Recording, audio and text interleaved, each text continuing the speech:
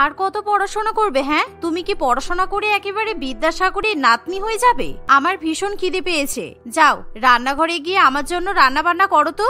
সে কি কথা বৌদি, তোমার খিদে পেয়েছে আর আমি তোমাকে রান্না করে খাওয়াবো? যাও তুমি রান্না করো, আর না হলে দিদিকে বলো, দিদি তোমাকে রান্না করে খাওয়াবে। তোমার দিদির কথা আর বলো না, সেই সকালবেলা বাড়ি থেকে বেরিয়েছে আর এখনো বাড়িতে ফেরেনি, আর তার উপর আজকে আমার রান্না করতে ইচ্ছে করছে না, তাই তুমি আমাকে রান্না করে খাওয়াবে। এই দেখো, আমি একটু আগে সোশ্যাল মিডিয়াতে বসে বসে কত সুন্দর একটা মাটন বিরিয়ানির রেসিপি দেখেছি।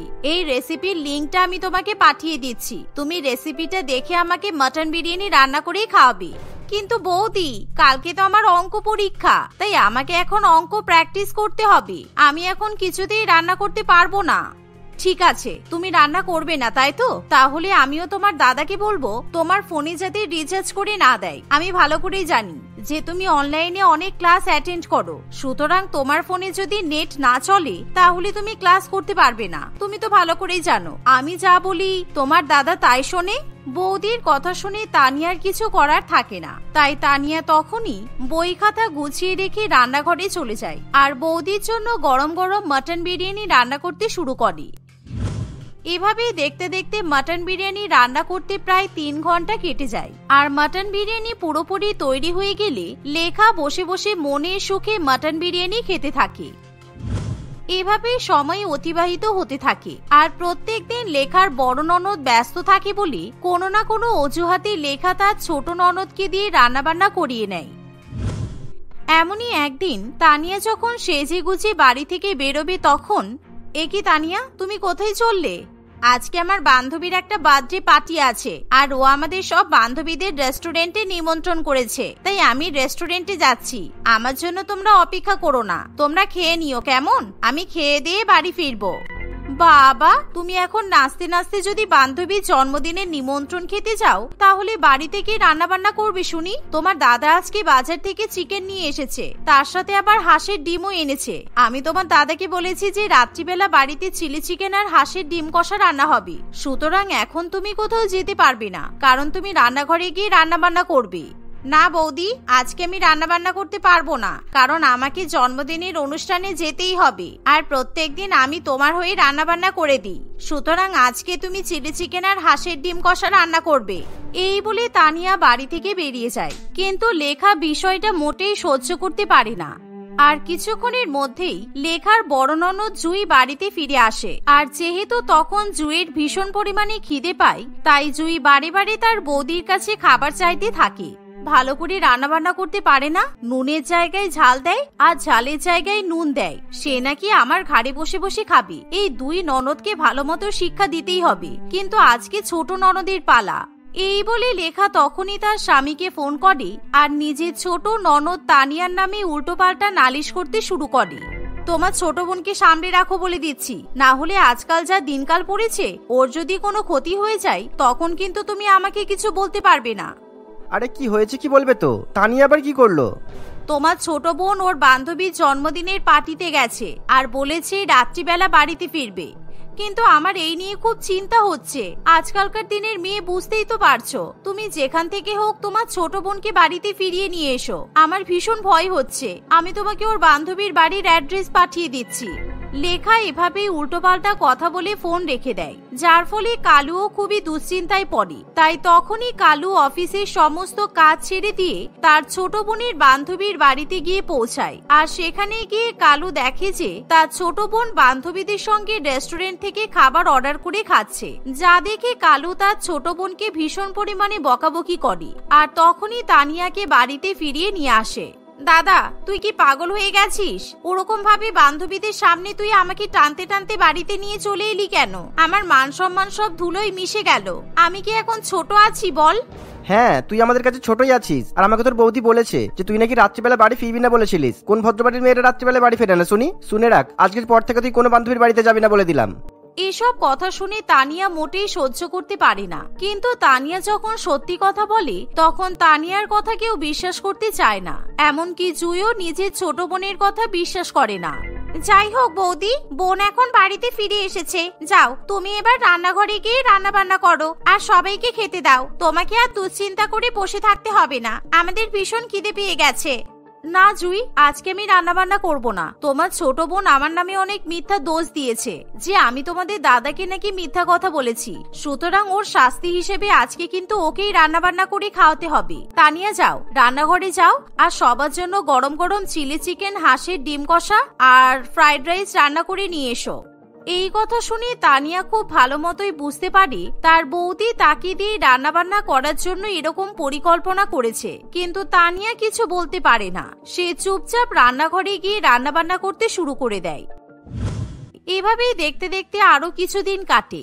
এমনই একদিন, বৌদি, দাদার সঙ্গে যখন তোমার বিয়ে হবে তার আগে তোমার মা বলেছিল তুমি নাকি খুব ভালো কচুরি আর মাছের চচ্চড়ি রান্না করতে পারো, তাই আমি অনলাইনে তোমার জন্য স্পেশাল ভেটকি মাছ অর্ডার করেছি। আজকে তুমি আমাদের সবাইকে গরম গরম কচুরি আর ভেটকি মাছের চচ্চড়ি রান্না করে খাওয়াবে, কারণ প্রত্যেকদিন তানিয়ার হাতে রান্না খাই তো আজকে আর ওর হাতে রান্না খেতে ইচ্ছা করছে না। এই মরেছে, আমার মা কেন যে বিয়ের আগে মিথ্যা কথা বলতে গেল কি জানি। আমার মা কচুরি আর মাছের চচ্চড়ি ভালো রান্না করে, কিন্তু আমি মোটেই ভালো রান্না করতে পারি না। এবার আমি কি করব? লেখা কিছুতেই বুঝে উঠতে পারে না এখন সে কি করবে। তাই তখনই লেখা লুকিয়ে লুকিয়ে তার ছোট ননদের ঘরে চলে যায় আর তানিয়াকে রান্না বান্না করতে বলে। কিন্তু তানিয়া সেদিন কিছুতেই রান্না বান্না করতে রাজি হয় না। না বৌদি, তুমি প্রত্যেকদিন মিথ্যা কথা বলে কিংবা কখনো মিথ্যা অজুহাতে আমাকে সবার কাছে বকা খাইয়ে রান্না বান্না করাও, কিন্তু আজকে সেটা আর হবে না, কারণ দিদি বলেছে তোমাকে রান্না করতে। সুতরাং তুমি রান্না করবে আর আমি তোমাকে কোনো সাহায্য করতে পারবো না। ঠিক আছে, তুমি ভেবে বলছো তো? কারণ আমি ভালো করেই জানি দুদিন পর তোমার বান্ধবীর বিয়ে, সুতরাং তুমি বিয়ে বাড়িতে কি করে যাবে সেই নিয়ে দুশ্চিন্তায় আছো। তুমি যদি আজকে আমার হয়ে রান্নাটা করে দাও তাহলে আমি তোমার হয়ে তোমার দাদার সঙ্গে কথা বলবো যাতে তুমি বিয়ে বাড়িতে যেতে পারো আর কি। এবার দেখো তুমি কি করবে। লেখা এই কথা বললে তানিয়া বিষয়টা ভেবে দেখে, তাই সে তখনই রান্না করতে রাজি হয়ে যায়। আর কিছুক্ষণের মধ্যেই তানিয়া লুকিয়ে লুকিয়ে রান্নাঘরে যায় আর বৌদির হয়ে গরম গরম মাছের কচুরি এবং মাছের চচ্চড়ি রান্না করে। কিন্তু সবাই যখন ডাইনিং টেবিলে খেতে বসে তখন লেখা সমস্ত রান্না নিজের বলে চালিয়ে দেয়। সত্যি বৌদি, তুমি কচুরি আর চচ্চড়িটা খুব ভালো রান্না করেছো। তোমার মা একেবারে খাঁটি কথাই বলেছিলেন। এত ভালো ভালো প্রশংসা পাওয়ার পর লেখার পা যেন মাটিতে পড়তে চায় না। এভাবেই দু একদিন কাটে আর তানিয়া যেদিন নিজের বান্ধবীর বিয়ে বাড়িতে যাবে সেদিন লেখা একেবারে পাল্টি খেয়ে যায়, কারণ সে এখনো পর্যন্ত তানিয়ার বিয়ে বাড়িতে যাওয়ার ব্যাপারে কারোর সঙ্গে কোনো কথা বলেনি। তুমি আবার আমাকে মিথ্যা কথা বললে বৌদি। আমি সবাইকে বলে দেব যে সেদিন তুমি নও, আমি রান্না করেছিলাম। আমি বোকার মতো তোমার সব কথা বিশ্বাস করে সেদিন মাছের কচুরি আর মাছের চচ্চড়ি রান্না করে দিয়েছি, কিন্তু আজকেও দেখো দাদা আমাকে বিয়ে বাড়ি যাওয়ার জন্য পারমিশন দিল না। বলল আমি নাকি বিয়ে বাড়ির নাম করে অন্য জায়গায় যাব আর আমি নাকি মিথ্যা কথা বলছি। তোমার যা ইচ্ছা হয় তুমি তাই বলতে পারো। আর তুমি কি করে ভাবলে যে সবাই তোমার কথা বিশ্বাস করবে? কারণ সেদিনকে যখন আমি বলেছিলাম যে আমি রান্নাগুলো করেছি তখন তুমি কোনো প্রতিবাদ করনি। সুতরাং সবাই জানে যে সেদিন মাছের কচুরি আর মাছের চচ্চড়ি আমি রান্না করেছিলাম। তাই আজকে তুমি কিছু বলতে গেলে নিজেই মিথ্যাবাদী প্রমাণিত হবে। এই বলে লেখা সেখান থেকে চলে যায়। আর এমন সময় তানিয়া খুবই বিপদে পড়ে, কিন্তু তার কিছু করার থাকে না। এভাবে দেখতে দেখতে আরো দু একদিন কাটে আর একদিন জুই বাজার থেকে বড় বড় কাঁকড়া কিনে নিয়ে আসে, কারণ আজকে তার বৌদির হাতের কাঁকড়া কষা খেতে ইচ্ছা হয়। তাই জুই যখন বাড়িতে এসে বৌদির কাছে কাঁকড়া কষা খাওয়ার আবদার করে তখন প্রত্যেকদিন আমার বড় ননদের খাওয়ার আবদার বেড়েই যাচ্ছে, আমার আর ভালো লাগে না। ঠিক আছে, এতই যখন ওর কাঁকড়া কষা আর ভাত খেতে ইচ্ছে হয়েছে তাহলে আমি তানিয়াকে দিয়ে আবার সব রান্না বান্না করিয়ে এদেরকে খাওয়াবো আর আমি নিজের রান্না বলে চালিয়ে দেব। আমারও তো কাঁকড়া খেতে খুব ভালো লাগে, অনেক দিন কাঁকড়া কষা খাওয়া হয় না। আজকে আমিও বড় ননদের পাল্লায় পড়ি বেশ গরম গরম কাঁকড়া কষা দিয়ে ভাত খাবো। এমনই চিন্তা ভাবনা করতে করতে লেখা তার ছোট ননদের ঘরে গিয়ে পৌঁছায়। কিন্তু সে যখন তানিয়াকে গরম গরম কাঁকড়া কষা আর ভাত রান্না করতে বলে তখন তানিয়া না করে না। সে চুপচাপ রান্নাঘরে যায় আর ভালো করে কাঁকড়া কষা এবং ভাত রান্না করে। তানিয়ার রান্না বান্না হয়ে গেলে তানিয়া যখন খাবার ঢাকা দিয়ে রান্নাঘর থেকে বেরিয়ে আসে তখন আমি এখন লুকিয়ে লুকিয়ে রান্নাঘরে যাই আর গরম গরম দুটো কাঁকড়া কষা খেয়ে নিই, কারণ দুপুরবেলা যখন সবাই খেতে বসবে তখন আমার বড় ননদ একাই সব কাঁকড়া খেয়ে নেবে আর আমার কপালে কিছুই জুটবে না। এই বলে লেখা রান্নাঘরে গিয়ে চুরি করে কাঁকড়া কষা খাওয়ার জন্য যখনই বাটির মধ্যে হাত দেয় তখনই একটা জ্যান্ত কাঁকড়া তার হাতের মধ্যে হুল ফুটিয়ে দেয়। আর সেই মুহূর্তেই লেখা যন্ত্রণায় আর্তনাদ করে ওঠে, এমনকি সে মাটিতে লুটিয়ে পড়ে। তার চিৎকার শুনে তখনই সবাই রান্নাঘরে ছুটে আসে। বদমাইশ তানিয়া, তুমি ইচ্ছা করে বাটির মধ্যে জ্যান্ত কাঁকড়া রেখে দিয়েছিলে বলো, যাতে কাঁকড়া আমার হাতে হুল ফুটিয়ে দেয় আর আমি কষ্ট পাই। তোমাকে কাঁকড়া কষা রান্না করতে বলে আমি খুব ভুল করেছি। তোমাকে দিয়ে প্রত্যেকদিন রান্না বান্না করানোই যাবে না, কারণ তুমি কোনোদিন আমার আরো বড় ক্ষতি করে দেবে। আমি খুব ভালো মতোই বুঝতে পারছি। এভাবেই লেখা সবার সামনে সত্যি কথা স্বীকার করে। তার মানে আমি ঠিকই বলেছিলাম? এতদিন তুমি আমার বোনকে দিয়ে জোর করে রান্না বান্না করাতে, আর আমি তো জানতাম তুমি সেদিন ওই মাছের কচুরি আর মাছের চচ্চড়ি রান্না করনি। আর সেদিন তুমি সবার সামনে নির্দ্বিধায় মিথ্যা কথা বলেছিলে। এমন কথা শুনে লেখা খুবই ভয় পেয়ে যায়, কারণ সেদিন রান্নায় তানিয়া এমন একটা মশলা ব্যবহার করেছিল যা শুধুমাত্র তানিয়া এবং তার মা ব্যবহার করত। তাই সেই মশলার ব্যাপারে লেখার জানার কথা নয়, যার ফলে লেখা জুঁইয়ের কাছে ধরা পড়ে যায়। সেই কারণে জুঁই তার বৌদিকে শিক্ষা দেবে বলে ইচ্ছাকৃতভাবে বাজার থেকে আজকে কাঁকড়া কিনে নিয়ে আসে, কারণ সে ভালো করেই জানে লেখা কাঁকড়া খেতে পছন্দ করে। তানিয়া, তোর যখন কাঁকড়া কষা রান্না হয়ে যাবে তখন তুই একটা জ্যান্ত কাঁকড়া বাটির মধ্যে চাপা দিয়ে রান্নাঘর থেকে বেরিয়ে যাবি, কারণ আমি ভালো করেই জানি আমাদের লোভী বৌদি লুকিয়ে লুকিয়ে কাঁকড়া কষা খেতে যাবে, আর তখনই কাঁকড়া খাওয়ার বদলে কাঁকড়ার হুল খেয়ে বৌদি ব্যথায় আর্তনাদ করবে। জুঁইয়ের মুখে এরকম কথা শুনে লেখার কিছু করার থাকে না। সে লজ্জায় নিজের মুখে সমস্ত সত্যি কথা স্বীকার করে। তবে সেদিনের পর থেকে লেখা আর কোনোদিনও তার ছোট ননদকে দিয়ে রান্নাবান্না করায় না, বরঞ্চ লেখা নিজে ভালো মন্দ রান্নাবান্না করে সবাইকে খাওয়ায়। তবে তানিয়া এবং জুঁই সবসময় তাদের বৌদিকে রান্নাবান্নাতে সাহায্য করার চেষ্টা করে। পারুল এবং শিমুল দুই ভাই বোন ছিল। তারা তাদের মা মীনাক্ষী দেবীর সঙ্গে একটি গ্রামে থাকতো। তাদের বাবা খুব অল্প মাহিনার এক সরকারি চাকুরিজীবী ছিল। তাদের বাবা মারা যাওয়ার পর তাদের বাবার ওই অল্প কিছু টাকার পেনশনেই তাদের সংসার চলতো। মীনাক্ষী দেবী যেমন রাগী তেমনই বুদ্ধিমতী ছিল, আর তার দুই ছেলে মেয়ে তার এই দুটো গুণই আলাদা আলাদা করে পেয়েছিল। পারুল যেমন বুদ্ধিমতী আর বিচক্ষণ ছিল, শিমুল ততটাই রাগী এবং জেদি প্রকৃতির ছিল। শিমুলের সমস্ত রাগ জেদ মেনে নিয়েই পারুল এবং তার মা বেশ সুখেই দিন কাটাচ্ছিল। পারুলের বয়স এখন 20 বছর আর শিমুল সবে 16 বছরে পা দিয়েছে। একদিন, মা বৃষ্টি আসবে, তাড়াতাড়ি ভাইকে বলো ছাদ থেকে জামা কাপড়গুলো নামিয়ে নিতে, না হলে সব ভিজে যাবে। আমি তো রান্না করছি, আমি এখন যেতে পারবো না। আকাশ একেবারে কালো হয়ে এসেছে কিন্তু। আমি যেতে পারবো না, তুই মেলেছিস তুই তুলবি। যেই কাজটা নিজে শুরু করেছিস সেটা তো তোকেই শেষ করতে হবে। তোর কাজ অন্য কেউ করে দেবে কেন? মা বললেও আমি যাব না। জামা ভিজবে ভিজুক, আমি ভিজলে অসুবিধা হবে। কি অসুবিধা হবে শুনি? কোন রাজকার্য করতে যাবি যে বৃষ্টিতে ভিজতে পারবি না তুই? দিদি যেটা বলছে সেটা শোন। মেয়েটা একা কত দিক সামলাবে? যা না, জামা কাপড়গুলো নিয়ে আয়। আমি কিছুতেই যাব না। বিকেলে বন্ধুদের সাথে ঘুরতে বেরোবো। এখন যদি ছাদে গিয়ে একটু ভিজে যাই তাহলে ঠান্ডা লেগে যাবে, আর আমার প্ল্যান সব ক্যান্সেল করতে হবে। পরীক্ষার পর আজ আমরা প্রথম ঘুরতে বেরোবো, আমি কোনো রিস্ক নিতে চাই না। এই বলে শিমুল তার ঘরে চলে যায়। মীনাক্ষী দেবী একা মনে অনেকক্ষণ গজগজ করতেই থাকে, কিন্তু শিমুল তার কোনো কথাই শোনে না। পারুলও নিজের রান্না ফেলে রেখে ছাদে যেতে পারে না। কিছুক্ষণের মধ্যেই ঝমঝমিয়ে বৃষ্টি নেমে আসে। ছাদে রাখা সমস্ত জামা কাপড়ই ভিজে যায়। দেখতে দেখতে বিকাল হয়ে আসে। শিমুল বাড়ি থেকে বেরোনোর আগে সারা ঘরে জামা কাপড় ছড়িয়ে সে কি যেন একটা অবস্থার সৃষ্টি করে। তুই যে ঘরের অবস্থাটা এমন করছিস, এগুলো কে গোছাবে? আমি নাকি তোর দিদি? কি রে, উত্তর দিচ্ছিস না কেন? এরকম করেছিস কেন ঘরটা? আমি যেই জামাটা পরে আজ বেরোবো ভেবেছি ওটা কোথাও পাচ্ছি না। আমার সব বন্ধুরা একই রকমের জামা পরবো বলে প্ল্যান করেছি, আর ওই জামাটাই পাচ্ছি না। সব হয়েছে তোমার মেয়েটার জন্য। ওই তো এরকম উল্টোপাল্টা করে গোছাই, খুঁজেই পাওয়া যায় না। আমার জন্য না, তোর জন্যই। তোকে যেগুলো বলা হয় তুই যদি সেগুলো ঠিক করে করিস তাহলে তো এরকম সমস্যা হয় না। এতক্ষণে তুই তৈরিও হয়ে যেতে পারতিস। আমি আবার কোন কাজ করিনি? কি বলছিস তুই? ওই যে সকালবেলা বললাম ছাদ থেকে জামা কাপড়গুলো তুলে নিয়ে আসতে, তুই তো আনলি না। তাই তোর বিকালে পরা জামাগুলো ভিজে গেছে। তোর মনে নেই? আজ ওগুলো পরবি বলে কালকেই তো আমাকে তুই ওগুলো কাচতে দিয়েছিলি। ওগুলো সব ছাদেই মেলা ছিল। দেখলে মা, কিরকম সিরিয়ালের ভিলেনদের মতো কাজকর্ম করে তোমার মেয়ে। এই, তুই আমাকে আগে বললি না কেন যে ছাদে আমার জামাও আছে? তাহলে আমি তো আনতে যেতাম, নিশ্চয়ই তো যেতাম। আমি তো জানি তুই সেলফিশ, নিজের জামা থাকলেই যেতিস, তাই জন্যই তো আমি কিছু বলিনি। তোর একটু শিক্ষা হওয়া দরকার। এত সেলফিশ হবি কেন তুই? শুধু নিজের জামা থাকলেই আনতে যাবি, আর না হলে যাবি না?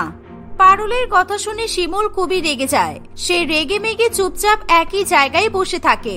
এইভাবেই পারুল তার বুদ্ধি দিয়ে শিমুলের জেদের সঙ্গে টক্কর দেয়। এইভাবে কিছুদিন কাটে। বর্ষাও আরো জাঁকিয়ে আসতে শুরু করে। বর্ষার সঙ্গে দুই ভাই বোনের মধ্যে অশান্তিও বাড়তে থাকে। মীনাক্ষী দেবী শুধু দুই ভাই বোনের কৃত্তিকলাপ দেখে আর চুপি চুপি হাসতে থাকে। এমনই একদিন, এই দিদি, আজ একটু জমিয়ে পকোড়া বানাতো। বর্ষায় চা দিয়ে পকোড়া খেতে দারুণ মজা লাগে। একটু চার কয়েকটা পকোড়া, ব্যাস জমে যাবে একদম। বানিয়ে দিতে পারি, কিন্তু তোকেই বাজার থেকে সমস্ত কিছু নিয়ে আসতে হবে। এই বর্ষায় আমি বেরোবো না, আর মাকে তো বেরোতে দেওয়াই যাবে না। এই বর্ষায় তুই বেরোবি না, মা বেরোবে না, তাহলে আমি কেন বেরোবো? আমি খেতে চেয়েছি বলে তুই যে এত সেলফিশ হয়ে যাবি আমি কল্পনাও করতে পারিনি। ও মা, সবাই যখন পকোড়া খাবো তখন কাজ তো সবাইকেই করতে হবে। মা যেমন জিনিস কেনার টাকা দেবে, আমি রান্নাঘরে তাপে পড়ে রান্না করব, এগুলো আমাদের কাজ। আর তুই বাজার থেকে গিয়ে সামগ্রীগুলো কিনে নিয়ে আসবি, এটাই হলো তোর কাজ। একদমই তাই। তুইও তো বড় হচ্ছিস শিমুল, একটু একটু করে দায়িত্ব নেওয়া শেখ। দিদি একা কত কিছু করবে। পকোড়া খেতে চাইলে যা, আমি টাকা দিচ্ছি, জিনিসগুলো নিয়ে আয়। শিমুল অনেকবার যাবে না বললেও তার কথা কেউ শোনে না। শেষ পর্যন্ত শিমুল জিনিসপত্র কেনার জন্য বাইরে বেরিয়ে পড়ে। তোদের এই খুনসুটি দেখতে দেখতেই আমার দিন কেটে যায়। তোর বিয়ে হয়ে গেলে যে আমরা কি করব কে জানে। এখন তো তুই আমাকে রান্নায় হাতও দিতে দিস না। তুই চলে গেলে সব তো আমাকেই করতে হবে। পরের কথা পরে ভাবা যাবে। তোমার গুণধর ছেলে এখনই শাকসবজি নিয়ে চলে আসবে। আমি যাই, গিয়ে সব গুছিয়ে নিই। এই বলে পারুলও রান্নাঘরে চলে যায়। অন্যদিকে শিমুল রাস্তায় বেরোতেই তার সঙ্গে তার এক বন্ধু সুবীরের দেখা হয়। এই বৃষ্টির মধ্যে বাজারে যাচ্ছিস কেন? প্রায় অর্ধেক দোকানই তো বন্ধ হয়ে যায় একটু বৃষ্টি হলেই, আর এখন তো এত মুষলধারায় বৃষ্টি পড়ছে, সব দোকানই বন্ধ করে দিয়েছে বোধহয়। আমার দিদি তো রোজ বাজার করে, ওকে এইটুকু জানতো না? আমাকে তাহলে কেন পাঠালো বাজার করতে? আমি একটু পকোড়া খেতে চেয়েছিলাম বলে আমাকে এই বৃষ্টির মধ্যে বাজারে পাঠিয়ে দিল। মা দিদিকে কিচ্ছু বলে না জানিস, শুধু আমাকেই দোষ দিতে থাকে। তোর দিদির তো বিয়ের বয়স হয়ে গেছে, মাকে বলে ওর বিয়ের ব্যবস্থা করে দে, ব্যাস আর কোনো সমস্যাই থাকবে না। সারা বাড়িতে তুই রাজ করবি, আর কাকিমারা তুই ছাড়া অন্য কারোর কথা শোনার কোনো উপায়ও থাকবে না। এইভাবে শিমুল এবং সুবীর নানান রকম গল্প করতে থাকে। শিমুল বাজার থেকে যা পায় তাই নিয়ে বাড়ি ফিরে আসে। বাড়ি এসে শিমুল পারুলের উপর খুব রেগে যায়, পারুল তাকে এত বৃষ্টিতে বাজার করতে পাঠিয়েছিল বলে। এইভাবেই আরো কয়েকদিন কাটে। একদিন শিমুল এবং পারুলের কোনো এক কারণে তুমুল ঝগড়া হয়। শিমুল রাগের মাথায় কি করবে বুঝে না পেয়ে পারুলের রান্না করা কয়েকটা শুকনো খাবার একেবারে ফেলে নষ্ট করে দেয়। ঠিক তার বেশ কিছুক্ষণ পরেই হঠাৎ করে অক্লান্ত বৃষ্টিতে তাদের ঘরে আশেপাশে সব জায়গায় জল জমে যায়। এই জল যে কখন নামবে কে জানে। এইভাবে গা হাত পা ভিজিয়ে কতক্ষণ দাঁড়িয়ে থাকবো। খিদেও তো পাচ্ছে হালকা হালকা, জল তেষ্টাও পাচ্ছে। এই ভাই, তুই জলের বোতলগুলো ভরে রেখেছিলি? তোকে কিন্তু বারবার বলেছিলাম এই বন্যায় জল কল সব বন্ধ থাকে। জল আছে তো ঘরে? এই রে, এবার যদি জানে যে আমি জল ভরে রাখিনি তাহলে আবার দুজনে মিলে আমার মাথাটা চিবিয়ে খাবে। কথাটা ঘুরিয়ে দিই বরং। হ্যাঁ রে দিদি, আমারও খুব খিদে পাচ্ছে রে। পেটে মনে হয় ইঁদুরের ডন বৈঠক করছে, আর পারছি না অপেক্ষা করতে। এইভাবে খিদে পেটে নিয়ে থাকা যায়? পেটে খিদে আর পায়ে জল, অসহ্য করে একেবারে। তুই কয়েকটা শুকনো খাবার বানিয়েছিলি না, সেগুলো নিয়ে আয়। এখন তো আর রান্না করা যাবে না, চারিদিকে জল, ওগুলো নিয়ে আয় যা তো। দিদি যদি বুঝে চাই যে আমি ওর খাবার নষ্ট করেছি, মায়ের কাছেও তো বকা খাবো, আর দিদির কাছেও তো। ধুর। পারুল রান্নাঘরে তার খাবারের কৌটোগুলো খুঁজতে গিয়ে দেখে সেখানে কোনো খাবার নেই, কোথাও কোনো জলের বোতলও রাখা নেই। পারুল ভীষণ পরিমাণে রেগে যায়। সে সবার আগে শিমুলকেই প্রশ্ন করে। সে ভেবেছিল হয়তো শিমুল সব খাবার খেয়ে নিয়েছে। বন্যা হওয়ার আভাস পেয়ে আমি এতগুলো শুকনো খাবার বানিয়ে রাখলাম, আর তুই সব খেয়ে ফেললি। এখন আমরা কি খাবো? আমি আর মা না খেয়ে থাকবো? শুধু যে জল খেয়ে পেট ভরাবো তারও তো উপায় রাখিসনি তুই। তুই এরকম কেন বলতো ভাই? আমি কিছুই খাইনি। যে জিনিসগুলো পেলে না অমনি তোর মনে হলো আমি খেয়ে নিয়েছি, তাই না? যত সব ভুলভাল দোষারোপ। আর জল তো আমি ভরেই ছিলাম, ওই ঘরে জল ঢুকে সব এদিক ওদিকে চলে গেছে। আমি খাইনি, মা খাইনি, আর এই বাড়িতে কে আছে? ভূত এসে তো খেয়ে যায়নি, তাই না? খাবারগুলো কি করেছিস বল, কোথায় রেখেছিস? খুব খিদে পেয়েছে ভাই, এসব নাটক কিন্তু ভালো লাগছে না আমার। তোর ওপর রাগ করে সব খাবার ফেলে দিয়েছি, তখন আমার মাথা কাজ করছিল না। তুইও তো এরকম করিস। বর্ষায় বাজার বন্ধ থাকে জেনেও আমাকে বৃষ্টির মধ্যে বাজারে পাঠাস। তুই পারলে আমিও তো এসব করতে পারি। শিমুলের কথা শুনে পারুল তাকে ঠাস করে একটা চড় মারে। শিমুল আর মীনাক্ষী দেবী দুজনেই পারুলের এই ব্যবহারে অবাক হয়ে যায়। পারুল আজ প্রথমবার শিমুলের গায়ে হাত তুলেছে। শিমুল যেমন অবাক হয় তেমন রেগেও যায়। তুই আমাকে চড় মারলি? তোর এত বড় সাহস? সুবীর ঠিকই বলে, তোর বিয়ে দিয়ে দেওয়াই উচিত, তাহলে আমি অন্তত শান্তিতে থাকতে পারবো। দুবেলা দুমুঠো রান্না করে নিজেকে এই বাড়ির কর্তৃ ভাবতে শুরু করেছিস নাকি? খাবার তো মায়ের দেওয়া টাকাতেই বানাস। শিমুল, দিদির সাথে কিভাবে কথা বলছিস? ও না থাকলে আমাদের কি হবে একবারও ভেবে দেখেছিস? বড় বড় কথা বলার আগে ভাবিস না একবারও? কি আবার হবে? ও তো শুধুই রান্না করে, ওটা আমিও শিখে নেব, কোনো অসুবিধা হবে না। ওর বিয়ের ব্যবস্থা করো, তা না হলেও আমাকে ভীষণ জ্বালাচ্ছে। এমনিতেও তো বাবা আমাদের জন্য অত টাকা রেখে যায়নি যে ওরা আমরা ধুমধাম করে বিয়ে দিতে পারবো। তার মানে আমি না থাকলে তোদের কোনো অসুবিধা হবে না, তাই তো? তাহলে তো ভালোই। বাজার হাট ঘরের বাকি কাজ তো শিখেই গেছিস, এবার রান্না করাটাও শিখে নে, তাহলে আমার মাথা থেকেও অনেক বড় একটা বোঝা নেমে যাবে। এই বলে পারুল সেখান থেকে চলে যায়। সে তার ঘরে গিয়ে দেখে টেবিলের উপর শিমুলের ফোনটা রাখা আছে। ওটা দেখে পারুলের আরো রাগ হয়। আমি বড় বলে কি সবসময় ত্যাগ করেই যাব? আমি নিজে একটা সাধারণ ফোন ব্যবহার করি, ওকে আমি আর মা দুজনে মিলে এত দামি একটা ফোন কিনে দিয়েছি, আর ও বলে নাকি আমি না থাকলে ওর কিছু এসে যায় না। আমি যদি না থাকি তাহলে আমার দেওয়া কোনো জিনিসও এখানে থাকবে না। এই বলে পারুল শিমুলের ফোনটা হাতে ধরে। সে রাগে এবং হটকারিতায় লক্ষ্যই করে না যে শিমুলের ফোনটা চার্জে বসানো ছিল। পারুল ফোনটা নিয়ে চলে যেতেই চার্জারের তারটা মাটিতে পড়ে যায়। তাদের ঘরে ধীরে ধীরে জল ভরতে শুরু হলে তারা সবাই একসঙ্গে বিছানার উপর উঠে বসে পড়ে। কিছুক্ষণ পরে তারা দেখে তাদের গ্রামের আশেপাশের পুকুরগুলো বন্যার জলে একেবারে ভেসে যাচ্ছে। তাদের ঘরেও মাছ ঢুকতে শুরু করে। হঠাৎই একটা অদ্ভুত ঘটনা দেখে তারা সবাই ভয় পেয়ে যায়। মাছগুলো ঘরে ঢুকতেই মরে যাচ্ছে কেন? আমাদের ঘরের জলে কি আছে? তুই আবার আমাকে মারবি বলে ঘরের জলে বিষ ঢালিসনি তো ভাই? বোকা বোকা কথা বলিস না দিদি, আমি তোকে বিরক্ত করতে পারি কিন্তু এসব করব না, আমি দেখি, দাঁড়া। এই বলে শিমুল একটা কাঠের টুকরো নিয়ে জলে ছোঁয়াতেই জলটা কেমন যেন চিরিক চিরিক করে ওঠে। তারা বুঝে যায় যে তাদের বাড়ির জল কারেন্ট হয়ে গেছে। পারুলের কাছে শিমুল তার ফোনটা দেখতেই বুঝতে পারে ব্যাপারটা কি হয়েছে। সে আসল ব্যাপারটা তার দিদি এবং মাকে বলে দেয়। এই শুনে তারা সবাই খুবই ভীত সন্ত্রস্ত হয়ে পড়ে। তারা জোরে জোরে চিৎকার করতে থাকে, কিন্তু ঝড় বৃষ্টির মধ্যে তাদের আওয়াজ এবং চিৎকার কেউ শুনতে পায় না। সৌভাগ্যবশত শিমুলের ফোনটা সেখানেই ছিল। শিমুল ইলেকট্রিক সাপ্লাইয়ের লোকেদের ফোন করে।